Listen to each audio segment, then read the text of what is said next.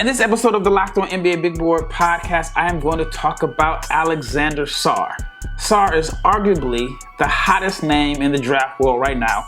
Now, I know it's only 2 exhibition games, but I thought Alexandre Sarr went a long way in establishing himself as a potential number 1 pick, which for a guy I had ranked at number 30 on my big board just a week ago is a huge jump.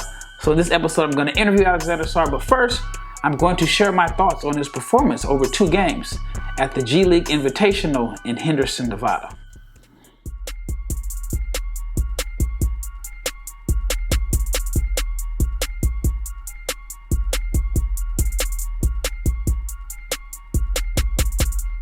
Big shout out to each and every person that has made the Locked On NBA Big Board podcast your first listen of the day. I'm your host, Rafael Barlowe, the Director of Scouting for NBA Big Board. And this episode is brought to you by Jace Medical. Empower yourself when you purchase a Jace case, providing you with a personal supply of 5 antibiotics that treat 50 plus infections. Get yours today at jacemedical.com. That is Jace, J-A-S-E, medical.com. All right, in this episode, like I mentioned in the opening, it is all about Alexandre Sarr. All right, before I get too far into this episode, I'm going to read to you what I wrote on NBABigBoard.com. If you're not a subscriber, please check it out, NBABigBoard.com. It is my newsletter where I talk about everything related to the NBA draft. All right, so this is what I wrote about Alexandre Sarr. I had him at number 30 on my big board.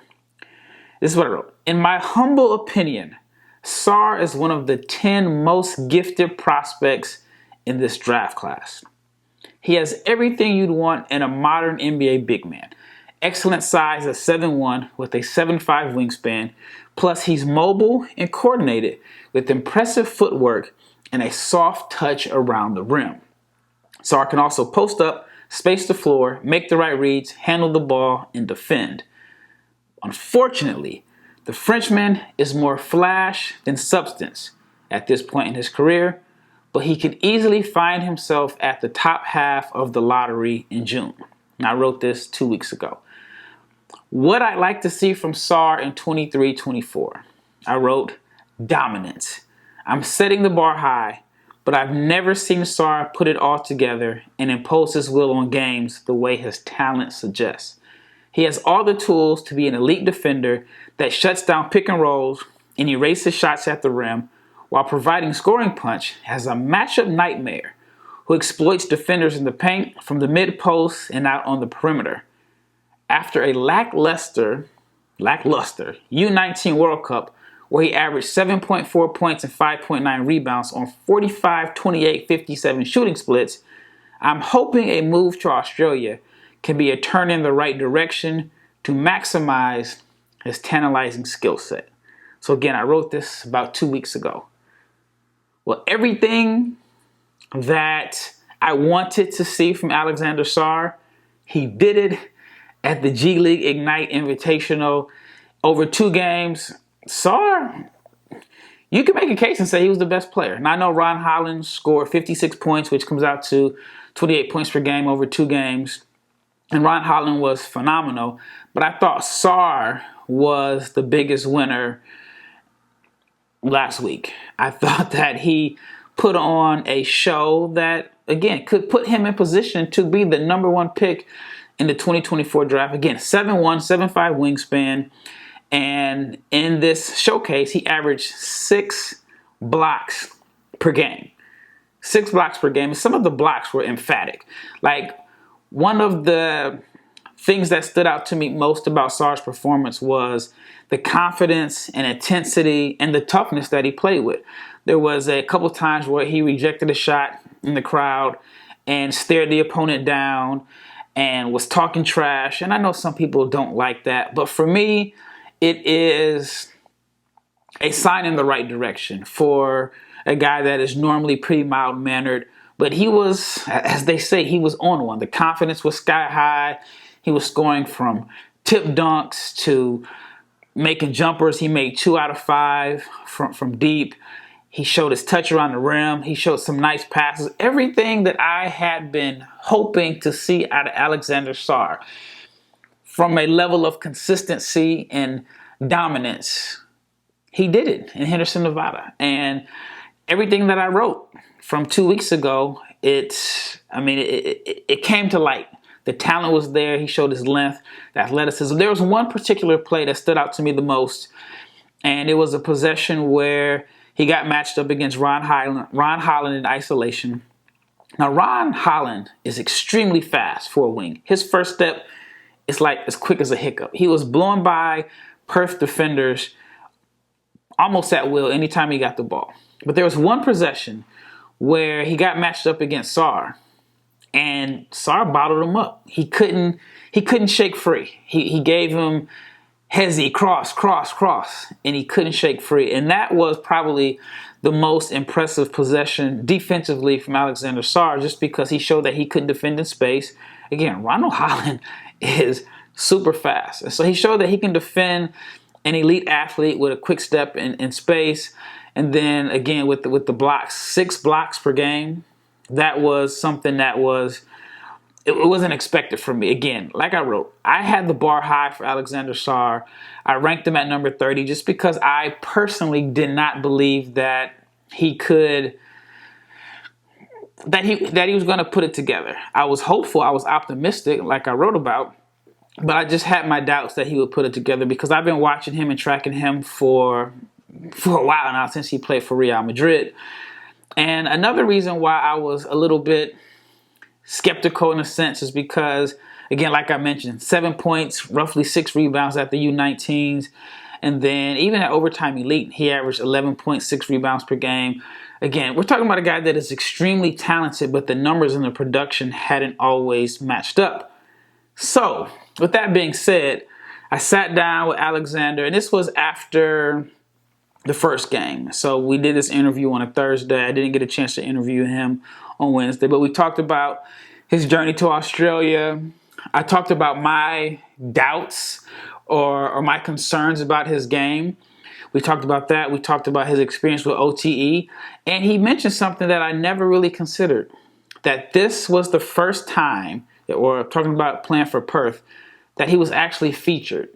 And with him in a starring role, in a featured role, he showed that he's capable of being productive and in the discussion to be the number 1 pick in the 2024 draft. All right, when we return, I will have my interview with Alexandre Sarr, arguably the hottest name in the draft circles. And this is way too early. I mean, it's preseason. Nobody else has really played, but Alexandre Sarr. But before that, I want to talk to you about Jase Medical, because Jase Medical provides a Jase case, which has 5 life-saving antibiotics for emergency use. All it takes to get a Jase case is fill out a simple online form, and in some cases, you can jump on a quick call with one of their onboard certified, again, that's important, certified physicians. Get ongoing care from a physician on any treatment-related questions, doctor-created and doctor-recommended. So do not be caught unprepared. Everyone should be empowered to care for themselves and their loved ones during the unexpected. And Jase handles everything from online evaluation to licensed pharmacy, medication delivery, and ongoing consultation and care. So go to Jase Medical, and you can save $360 by getting these life-saving antibiotics with Jase Medical, plus an additional $20 off by using the code LOCKEDON, LOCKED, on at jasemedical.com. That is JASE medical.com. Again, save more than $360 by getting these life-saving antibiotics of Jase Medical, plus an additional $20 off if you use the code Locked On at checkout, jasemedical.com. That is JASE medical.com, and use the promo code Locked On, LOCKEDON.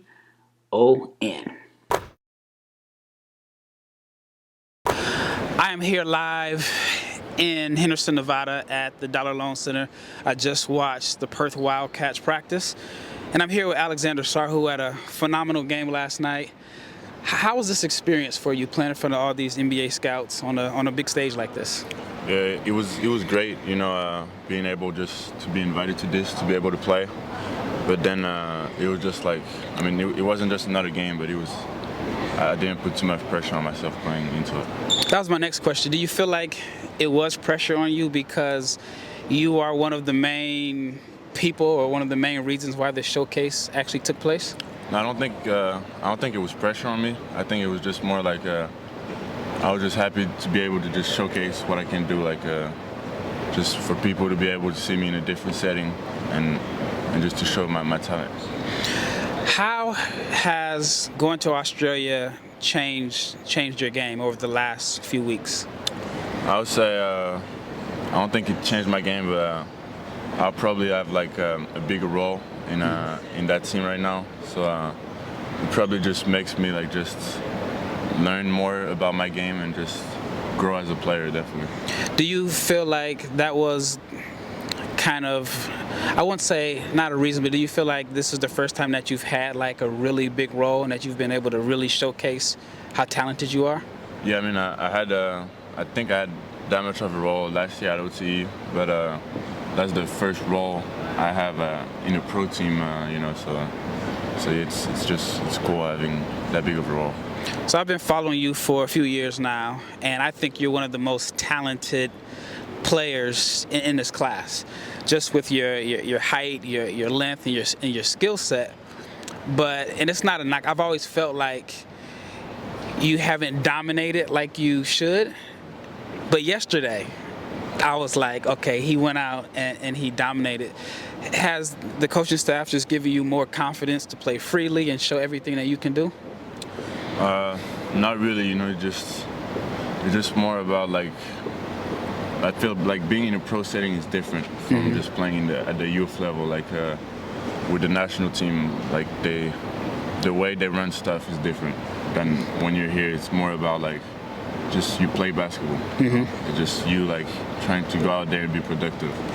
So I think that's the main difference. That makes sense because your teammate Barlowe, I think he averaged 7 points a game last year at the U18s, and then he ends up being the 7th pick in the draft, and he looked like a totally different player in a pro setting. So how has the experience in Australia been for you? It's been great. I think I'm in just 1 month already made strides. I feel like just improving just in little areas of the game. So it's just been really good. Yeah, I've been impressed with everything that I've seen. I want to talk about your development. As a 7-footer, you have a unique skill set. You can handle a little bit, you can shoot. You made 2 threes last night, and you're so skilled for your size.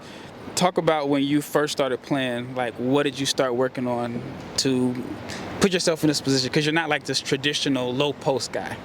Yeah, I feel like it's just, when I was younger playing basketball, I always used to do a little bit of everything on the court. I wasn't the tallest guy on the court because I used to play with older guys, 2 years older. So I was just kind of regular, not guard, but a wing. And I had to find ways to be able to play because I wasn't more physical or more athletic than them. So I feel like that's probably what helped me today, just being able to do most things on the court. And I'm sure playing with your older brother helped you also. Yeah, most definitely, yeah. How has he influenced your game? A lot, just helping me just not to put myself in a box younger. When I went to Real Madrid first, they want you to play just the center position, but he always helped me to know that's good for them, but for me it's better just to keep adding skills because that's what I'm gonna need in the future. Yeah. What were your thoughts on the game last night? I think it was a really fast-paced game. It was a lot of possessions, going up and down a lot. Yeah. So it was really, really fast. Yeah, defensively I thought you were great. 6 blocks, and you showed that you can knock down open shots. Coming into this showcase, what was your main focus that you wanted to show NBA teams? My main focus, I was just trying to be as productive as I can. I just thought about just impacting the ball, both hands on the floor, just being always aware on defense, trying to sag off my player. If I can get a block, I'm gonna try to get one. So that was just my main focus, just being active. So I was paying attention to you and Ethan, and I know you guys have been going against each other for years, then playing at OTE. How was that experience playing against, I don't want to call it a rival, but someone that you've been facing all these years in this setting with all these different scouts? Yeah, I mean, we've been playing against, like, with each other since we was 14. So it's just fun to, like, keep following each other along the way and now playing each other in our first pro year. So it's just cool, like, being able to just keep competing against them. Yeah. I want to talk about OTE. How was that experience? Because I feel like a lot of people don't understand OTE, and there's a lot of criticism about OTE.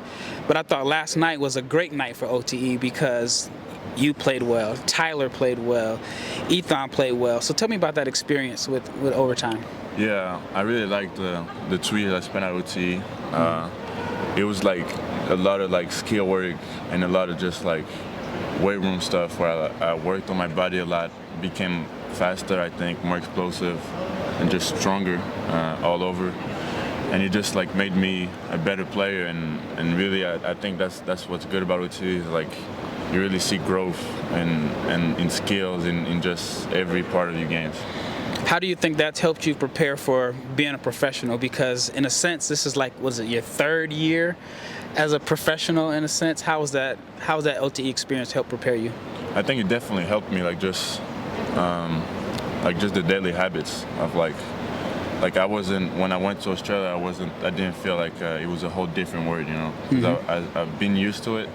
So it was more just like a following to what I've been doing. Yeah. It definitely prepared me to take that step. So this is a question that you probably don't get asked about, but tell me about the experience of being so young but being away from home. Like you've spent, well, you're from France, then you played in Real Madrid, so you're away from home then you're away from home when you were here in the States, and then Australia. How has that helped as far as like your maturity? Yeah, I think it helped just like first year, of course, it's a little hard sometimes, but... How old were you in your first year away? 14. 14 years when old. I left. That's crazy. Yeah, it is. To go to Spain, but again, like it's not that far from home. Like, you know, probably once a month I would see my parents, but it's still a pretty big jump. But I think it puts you like in the bath pretty soon. Yeah. You're just like, you know, and you've been around, so like you're just used to like having that mindset and just working, and like it's just like everything you do from there is just like following what you started when you first left home. Yeah, I mean, it forces you to grow up fast. I mean, I don't know too many 14-year-olds that can be away and only see their parents once a month. And so I think from a scouting perspective, I'd have to say that your maturity, just because of your experiences, helps you out. So if I'm an NBA team and I look at you, I feel like as a rookie, it's not going to be like this crazy first experience where you're away from home for the first time. Last question. When you came here, what was like your main focus? When I came here? Yeah. Like to the showcase? Yeah. My main focus was just, I'm just trying to show like how good I am, and just trying to show that like I'm one of like the best players in that class, and yeah, that's just what I'm focusing on. Yep. So I know, like, I did a big board, and I'll be honest, I had you at number 30, and so after this, I definitely am going to have to bump you up. But my concern was I always saw like how good you were, and I just felt like you didn't dominate like I thought you should. But now I see like maybe it wasn't necessarily you, maybe it was the setting. And so I think with this setting and just the preseason games that I've played, I feel like I've seen a different version of you. And I mean, with this draft being so wide open, if you continue to play like you played last night, I mean, you can be in the discussion to go number one. And how, like when you hear that you can go, whether it's number one, top 5 lottery, how does that like motivate you and drive you? I mean, yeah, that's just a goal of mine. Like, you know, I don't get too much caught up in that stuff, because you can go like, I mean, not crazy, but like there's a whole like league waiting for you when you get over the draft. Yeah. So I'm trying just to keep growing as a player, but just trying to win that race and being number one is what drives me, you know. I really think I can have it. So I'm just focusing on performing every game and just doing what I can control. All right, thank you. Yes, sir. Thanks for your time. The NFL season has kicked off, and there are some incredible offers from FanDuel, which is America's #1 sportsbook. And right now, new customers, if you are a new customer, you can bet $5 and get $200 in bonus bets, guaranteed. Plus, all customers, ALL, customers who bet $5 will get $100 off the NFL Sunday Ticket from YouTube and YouTube TV. Now is the time to join FanDuel. The app is easy to use and you can bet on everything from the spreads to player props and more. So visit FanDuel.com/lockedon and kick off the NFL season with an offer that you will not want to miss.